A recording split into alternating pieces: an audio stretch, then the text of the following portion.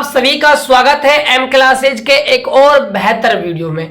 आज के इस वीडियो के अंदर हम चैप्टर नंबर 7 प्रत्यावर्ती धारा के मोस्ट इंपोर्टेंट न्यूमेरिकल क्वेश्चन करने वाले हैं जो बार बार बोर्ड एग्जाम में पूछे जाते हैं। तो ये वीडियो आपके एग्जाम के लिए काफी इंपोर्टेंट होने वाली है। इस वीडियो को आप शुरू से लेकर अंत तक जरूर देखिएगा। यदि चैनल पहली बार विजिट किए हो तो ऐसे वीडियो पाने के लिए न्यूमेरिकल हमारे चैनल को भाई सब्सक्राइब करना बिल्कुल मत भूलिएगा। यदि लास्ट में वीडियो अच्छा लगता है तो एक लाइक और कमेंट करके भाई जरूर जाना, क्योंकि आप सभी का एक कमेंट हमें क्या है भाई मोटिवेशनल देता है, जिससे हम और अच्छे आपके लिए कंटेंट तैयार करते हैं। तो स्टार्ट करते हैं आज के इस वीडियो को। देखिए आज का जो पहला क्वेश्चन है, एक ट्रांसफार्मर की प्राथमिक कुंडली में 1 एम्पीयर की धारा प्रवाहित हो रही है। प्राथमिक कुंडली में कितनी धारा बह रही है? 1 एम्पीयर। तो प्राथमिक कुंडली में बहने वाली धारा को हम किससे व्यक्त करते हैं? आईपी से। प्राइमरी कॉइल में बहने वाला करंट कितना है? 1 एम्पीयर है। राइट, आगे देखिएगा, परिपथ की निवेशी शक्ति, निवेशी का मतलब है जो एंटर कर रही है उसकी बात हो रही है, यानी कि पी आई एन कह सकते हैं, इनपुट पावर इनपुट कितनी है? 4 किलोवाट है। वाट में चेंज करेंगे तो 1000 से क्या है भाई, इसको मल्टीप्लाई कर देंगे तो ये हमारे पास निकल कर आ जाएगी 4000 वाट शक्ति। ठीक है, तथा द्वितीय कुंडली में उत्पन्न वोल्टता कितनी है? 400 वोल्ट होता है।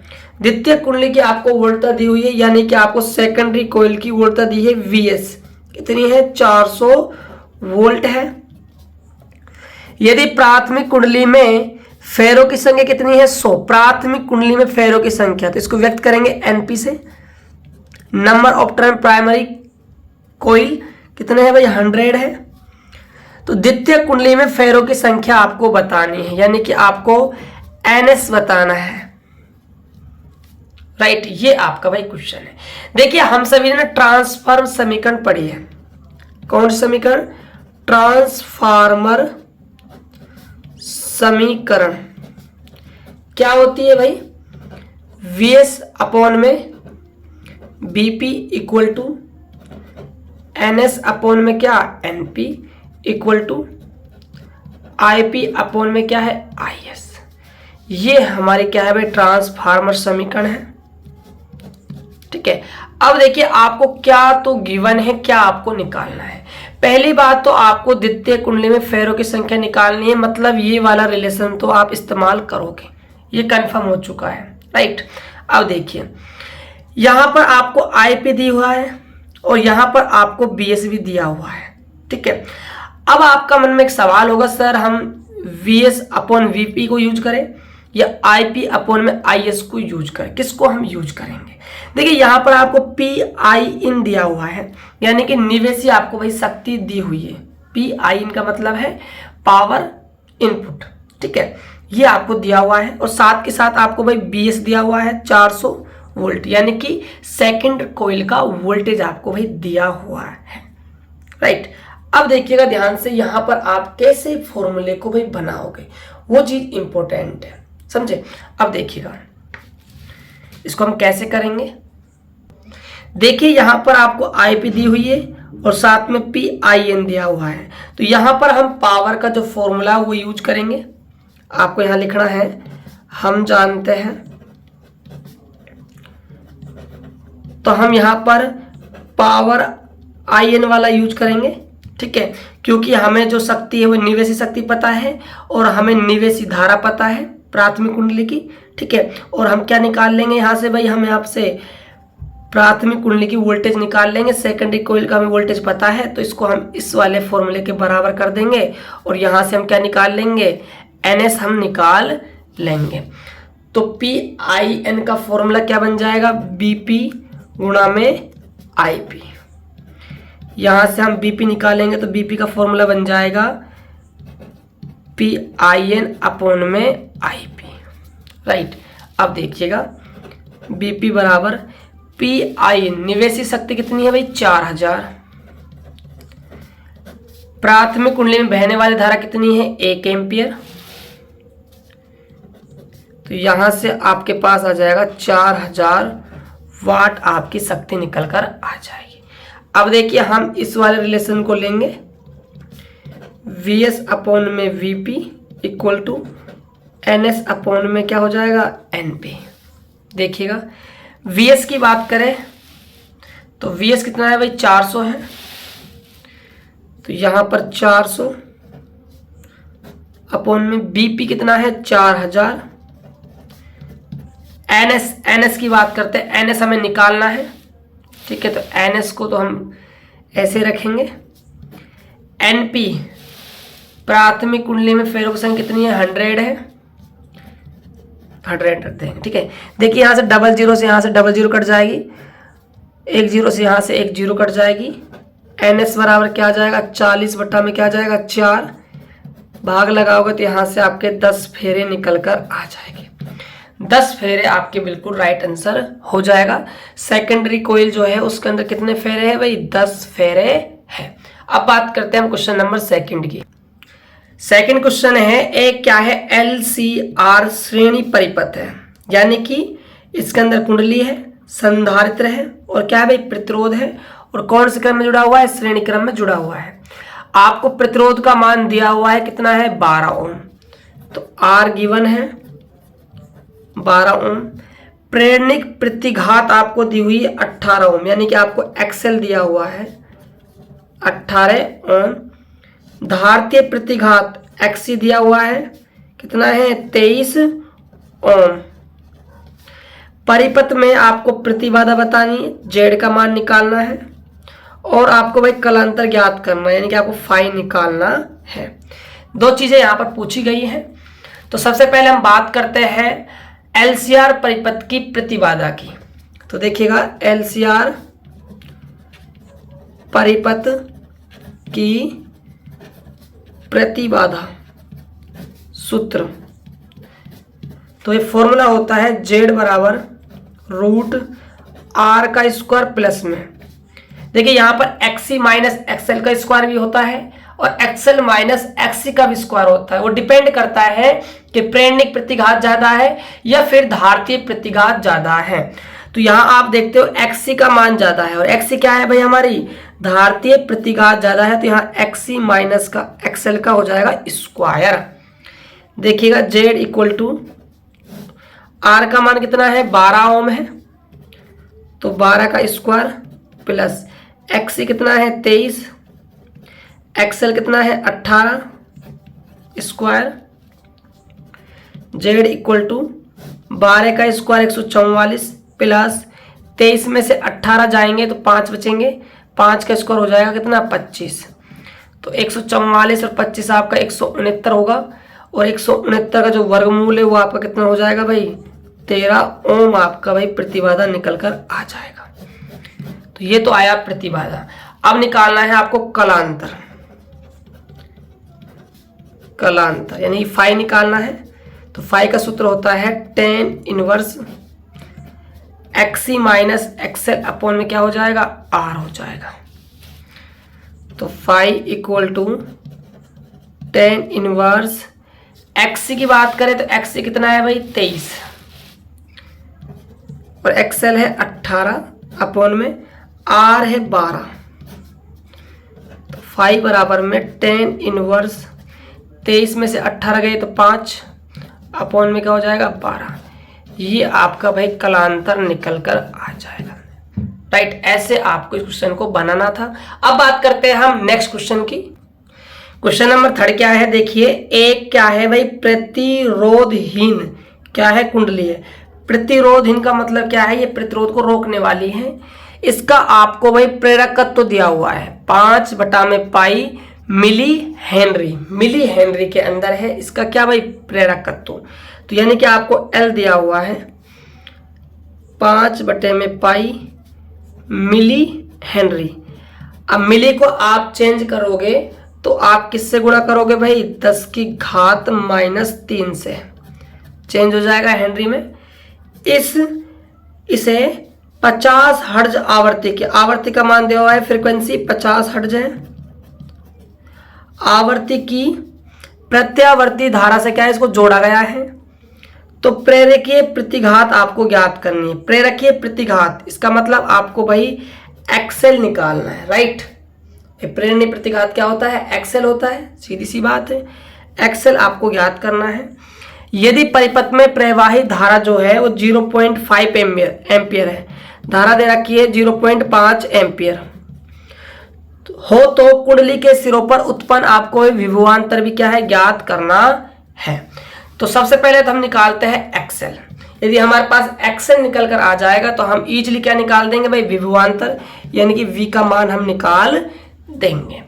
अब देखिएगा ध्यान से, एक्सेल आपको निकालना है। एक्सेल क्या है? प्रेरणिक प्रतिघात। तो प्रेरणिक प्रतिघात का सूत्र होता है, याद होगा तो आपको, चैप्टर नंबर आपने 7 पढ़ा है। प्रेरणिक प्रतिघात का फॉर्मूला होता है एक्सेल बराबर होता है ओमेगा एल। ओमेगा है आपका कोणीय आवर्ती, लेकिन क्वेश्चन के अंदर कहीं पर भी कोणीय आवर्ती नहीं दी हुई है। आवर्ती दी हुई है, कोणीय आवर्ती नहीं दी हुई है। लेकिन जो कोणीय आवर्ती है इसको हम लिख सकते हैं 2 पाई एफ गुणा में एल, राइट। ओमेगा का मान होता है। अब देखिएगा एक्सेल बराबर में 2 पाई गुणा में फ्रीक्वेंसी है 50 हर्ट्ज। स्वयं प्रेरकत्व, जो प्रेरकत्व का मान हो क्या है? 5/पाई और 10 की घात क्या है? -3। आगे देखिएगा, पाई से तो आपका पाई कैंसिल आउट हो जाएगा। 50 को आप 2 से मल्टीप्लाई करोगे 100 आ जाएगा, गुणा में 5 गुणा में 10 की घात -3। एक्सेल बराबर 100 को हम लिख सकते हैं 10 की पावर 2 और ये 10 की घात क्या है? -3। तो कितनी बचेगी? 10 की घात -1। इसको आप पावर को नीचे लाओगे तो 5 बटा में क्या है? 10 बन जाएगा। तो यहाँ से आप 5 दूनी 10 क्या आएगा? 1/2 और भाग लगाओगे तो आपको मिलेगा 0.5 ओम। ये आपकी भाई प्रेरणिक प्रतिघात निकल कर आ जाएगी। अब आपसे पूछ रहा है विभवांतर। तो ओम के नियम से, ओम नियम से V बराबर क्या होता है? IR होता है। तो VI, R है रुकावट। यहां कौन सी रुकावट हो रही है? प्रेरणिक प्रतिघात, यानी कि एक्सेल। बहने वाली धारा है 0.5 और एक्सेल का मान आया है 0.5। मल्टीप्लाई करते हैं तो हमारा आंसर आ जाएगा 0.25 वोल्ट। हमारा आंसर निकल कर आ जाएगा। तो ऐसे आपको इस क्वेश्चन को बनाना था। बात करते हैं अब नेक्स्ट क्वेश्चन की। क्वेश्चन नंबर 4 है, एक प्रत्यावर्ती परिपथ के लिए विद्युत विभव का समीकरण दिया हुआ है आपको। E बराबर 20 sin 300t। ई का समीकरण दिया हुआ है और यहाँ पर इसका मात्रक है वोल्ट, ठीक है। और धारा का समीकरण आपको दिया हुआ है I = sin 300t प्लस में π/3 एम्पियर, ठीक है। निम्न की गणना कीजिए। आपको गणना करनी है, एक तो आपको आवर्ती निकालनी है, वर्ग माध्य मूल मान निकालना है धारा का, शक्ति गुणांक निकालना है और आपको यहाँ पर प्रतिबाधा भी निकालनी है। देखिए मैं बात करता हूं इनके मानक समीकरण की। तो ई का जो मानक समीकरण है वो होता है ई बराबर में E0 sin ω t, और जो धारा है यहाँ पर इसका मानक समीकरण होगा I बराबर I0 sin ω t प्लस में फाई। यहां से हमने इनके क्या लिख लिए भाई? मानक समीकरण बना लिए हैं, राइट। अब देखिएगा ध्यान से, तो यहां आप कह सकते हो यहां से कि यहां से जो E0 है उसका मान कितना है भाई? 20 है। और जो यहां से I0 है, I0 गुणा में कुछ नहीं तो हम 1 मान सकते हैं। I0 है यहाँ पर 1 एम्पियर और ये आपका है 20 वोल्ट। अब बात करें यहाँ ओमेगा की, तो ठीक है साथ देखो यहाँ पर भी और यहाँ पर भी कितना लग रहा है? 300 लग रहा है। तो ओमेगा है हमारा 300। और बात करें हम कलांतर की फाई की, तो वो हमारा कितना है? π/3 है, राइट। अब देखिएगा आगे पहला क्वेश्चन देखिए, आवर्ती निकालनी है। तो ओमेगा बराबर फॉर्मूला होता है 2πf। तो यहां से आवर्ती का सूत्र बन जाएगा F बराबर ओमेगा अपॉन में 2π। ओमेगा कितना है? 300 बटा में क्या है? 2π। F = 2 से आपका 300 कट जाएगा 150 बार और पाई का मान 3.14 रख देंगे। अब देखिए जब आप इसको कैलकुलेट करते हो तो आपका आंसर आएगा 47.77 हर्ट्ज आपकी आवृत्ति निकलकर आ जाएगी। सेकंड क्वेश्चन है वर्ग माध्य मूल मान निकालना है धारा का, यानी कि आपको भाई क्या निकालना है, IRMS निकालना है। तो IRMS का फॉर्मूला होता है I0 अपॉन में √2 होता है। अब बात करते हैं I0 के मान की, तो I0 का मान है 1 अपॉन में √2। जब भी हम 1/√2 करते हैं या 1 में √2 का भाग लगाते हैं तो हमेशा आप याद रखिएगा आपका आंसर आएगा 0.707 एम्पियर आपका आंसर यहां से निकलकर आ जाएगा। हमेशा याद रखना है कि कभी भी जीवन में 1 में आप भाग लगाते हो √2 का तो आपका इतना आंसर आएगा। चलिए अब बात करते हैं हम क्वेश्चन नंबर इसका ये जो अगला है से शक्ति गुणांक। शक्ति गुणांक का मतलब है आपको भाई cos फाई निकालना है, राइट।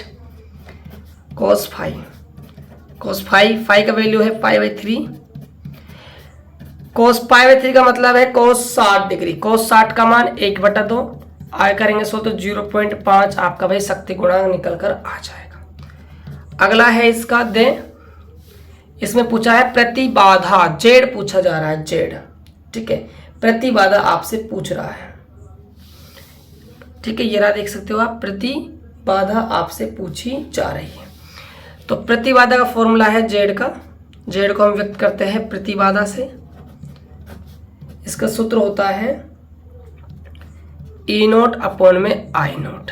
अरे ओम के नियम से भाई V बराबर IR, R हमारी एक रुकावट है, इसको हम प्रतिबाधा कह सकते हैं। V अपॉन में I बन गया। V है वोल्टेज, यहाँ पर किससे व्यक्त किया गया है, E0 से, और धारा जो है उसको किससे व्यक्त किया गया है, I0 से। तो यहाँ से ही ये फॉर्मूला बना है, ठीक है। Z बराबर E0 का मान देखिए कितना है, E0 आपका कितना है 20 है और I0 आपका 1 है, तो 20/1, तो यहाँ से आपका कितना आ जाएगा भाई, 20 ओम आपकी प्रतिबाधा निकलकर आ जाएगी। बात करते हैं नेक्स्ट क्वेश्चन की। अगला क्वेश्चन क्या है, 5वां, प्रत्यावर्ती धारा परिपथ में आरोपित विभवांतर, विभवांतर का समीकरण दिया हुआ है V बराबर 10 cos ω-t, और तथा प्रवाहित होने वाली धारा का समीकरण I बराबर दिया हुआ है आपको 2 sin ω-t। तो आपको शक्ति 6 का मान ज्ञात करना है, शक्ति 6 निकालनी है, मतलब पावर आपको निकालनी है, राइट। देखिए पावर का फॉर्मूला होता है, मैं आपको बता देता हूं, V0 I0 और cos फाई, ये आपका भाई शक्ति 6 का फॉर्मूला, यहां लिख दीजिएगा नीचे शक्ति 6, ये आपका शक्ति 6 का सूत्र है, ठीक है। अब देखिएगा ध्यान से, यहां आपको V0 चाहिए, I0 चाहिए और आपको यहाँ पर फाई चाहिए। अब देखिए मैं बात करता हूं इनके मानक समीकरण की, कि भाई इनका मानक समीकरण क्या होता है। तो I बराबर होता है इसका मानक समीकरण I0 sin ω-t होता है, ठीक है। और जो V का होता है मानक समीकरण वो होता है V0 sin ω-t होता है। लेकिन आप यहां पर थोड़ा गौर फरमाइएगा, यहां पर साइन नहीं है, यहां पर क्या आ गया भाई, कॉस आ गया है। अब इस कॉस को हमें चेंज करना पड़ेगा साइन में।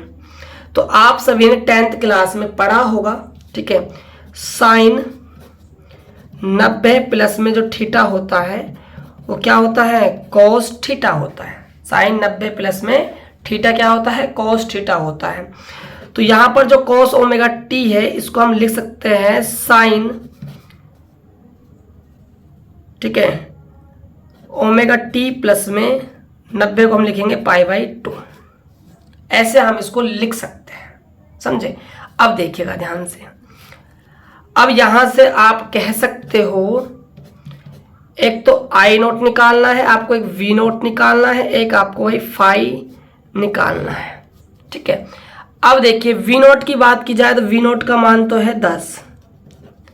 बात करें I0 की तो I0 का मान कितना है भाई, 2 है, यहां से 2 रख देंगे। बात करें फाई है कलांतर, I और V में कितना कला का अंतर है, तो यहां पर देख रहे हो कितना कला का अंतर है, π/2 आगे है, ठीक है। बस यही मान चाहिए। अब आप इसको शक्ति के अंदर रख दीजिए, P बराबर 10 गुणा में 2 गुणा में cos फाई का वैल्यू है π/2 और आप सभी जानते हो जो cos 90 होता है उसका मान होता है 0। तो ये सबसे गुणा होगा 0 से, तो ये क्या बन जाएगा भाई 0 आपको मिल जाएगा। तो शक्ति 6 यहाँ कितना है भाई 0 है। तो ये थे भाई चैप्टर नंबर 7 के मोस्ट इंपोर्टेंट न्यूमेरिकल क्वेश्चन जो आपके बोर्ड एग्जाम के लिए काफ़ी ज़्यादा इंपॉर्टेंट होने वाले हैं। आई होप कि आपको ये क्लास काफ़ी अच्छा लगा होगा। यदि आपको वीडियो भाई अच्छा लगा हो तो प्लीज़ वीडियो को लाइक कर दीजिएगा और चैनल को भाई सब्सक्राइब भी कर दीजिएगा, क्योंकि आप सभी के हर एक एफर्ट से और आप सभी के सहयोग से हम आगे बढ़ेंगे और ऐसे ही आपके लिए हम और मेहनत करेंगे और अच्छे अच्छे आपके लिए कंटेंट लाएंगे जिससे आपके बोर्ड एग्जाम में आपको कोई काफ़ी ज़्यादा हेल्प मिल सके। तो मिलते हैं और एक बेहतर वीडियो के साथ, तब तक के लिए जय हिंद, वंदे मातरम।